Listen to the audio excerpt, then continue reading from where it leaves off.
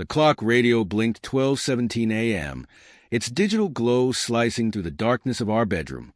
I pretended to be asleep, my back to the door, but every fiber of my being was screaming. I'd been lying there for hours, replaying the same gut-wrenching scene in my head.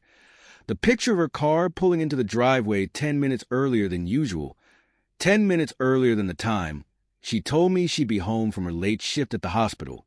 The mattress dipped beside me, a familiar weight, yet tonight it felt alien repulsive. I could hear her breathing, the gentle rustle of her clothes as she slipped under the covers. It was a sound I'd once found comforting, the rhythm of our lives intertwined. Now it was the sound of betrayal. I didn't move, didn't dare give away that I was awake. Every muscle in my body was clenched, so tightly I was afraid I might shatter. I could practically taste the metallic tang of anger and hurt rising in my throat. I waited, breath held, listening as she settled beside me, a silent trespasser in our shared space. Then I heard it, a soft gasp, a sharp intake of air. Her breathing hitched, then stopped altogether for what felt like an eternity. I almost couldn't help myself. The urge to reach out to comfort her was immense. But then I remembered the text messages I'd found, the ones I shouldn't have seen, and the urge was extinguished by a cold wave of disgust. She'd found the letter. I rolled over, forcing myself to look at her. The pale moonlight streaming through the window illuminated her face, her eyes wide with a terror I had never seen. She clutched a single sheet of paper like it was a poisonous snake. Her lips trembled as she began to read the words I'd painstakingly written, each carefully chosen, each laced with the pain she'd inflicted on me. The letter wasn't about anger, not really. It was about the hollow ache in my chest, the feeling of being utterly alone in my own marriage. It described the way the light had gone out of our home replaced by a cold, unfamiliar chill. It spoke of shattered trust, of a future I could no longer envision with her, and it ended with a single devastating sentence. I know about him, ally. She looked up at me, her face a mask of fear. How? How do you know? She whispered, her voice barely audible. Does it matter? I asked, my own voice flat and devoid of emotion. I'd imagined this moment 1,000 times over the past few weeks, each scenario ending with me screaming and yelling, maybe even crying, but in the cold, harsh light of reality, I was calm, eerily so. She didn't answer. She just stared at the letter, like it held the answers to all of life's unsolvable questions. It doesn't matter now, I continued, my tone low and steady. I've known for weeks, ally. The late shifts that weren't, the hush phone calls, the perfume that wasn't mine. It's over. Tears streamed down her face, silent, helpless. Please, Steve, please don't, she begged, her voice cracking. I made a mistake, she said. A mistake? I repeated the word, tasting it like ash in my mouth. No, ally. This wasn't a mistake. It was a calculated decision, one that you made over and over, each time betraying me, betraying us. And now you have to live with that. I rolled out of bed and began to dress. The silence between us was thick with unspoken words, with recrimination and regret. The woman in front of me was a stranger. I couldn't reconcile the loving, caring wife I thought I knew with this deceitful version before me. Where are you going? She finally asked, her voice small and weak. To pay a visit to someone, I replied, pulling on my shoes. I didn't elaborate. I didn't need to. She knew. The drive over to his place was a blur. I didn't know how I got there. Every mile was a knife twist. Every passing car a reminder of the happiness I'd been so carelessly denied.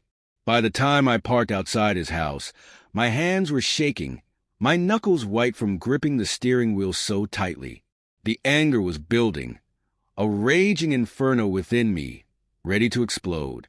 He answered the door in a t-shirt and shorts, a smug look plastered across his face, the look I'd seen in the photos I'd found on Ally's phone. He was a caricature of everything I wasn't, young, cocky, devoid of any decency. Can I help you? He asked, that smug grin never faltering.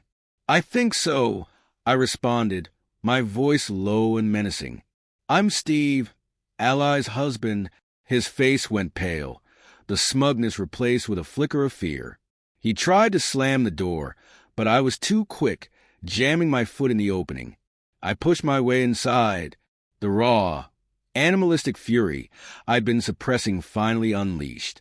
"You've been sleeping with my wife," I stated, the words a venomous hiss. I wanted him to know what he had done, to see in his face the destruction he'd caused.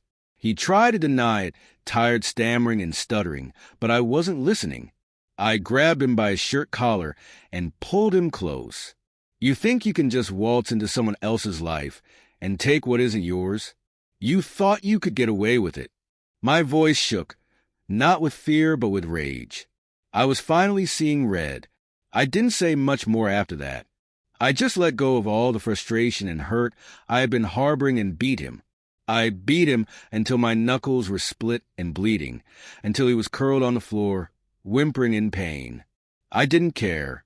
He deserved it, and in that moment it felt good, cathartic even. I left him there, a broken mess on his living room floor, and walked out into the night. The air was cool, and for the first time in weeks, I felt like I could breathe. But the fight I had did nothing to ease the pain of betrayal. I'd gotten my revenge, but that hadn't fixed anything. The next few weeks were a blur of lawyers' paperwork and a slow, agonizing dismantling of our life together. Ally moved out. She tried to talk, to apologize, to explain, but I couldn't bear to hear her voice. The image of her clutching that letter, the look of terror in her eyes, was a constant reminder of what we'd lost, or rather, what she had thrown away. News of her infidelity spread like wildfire.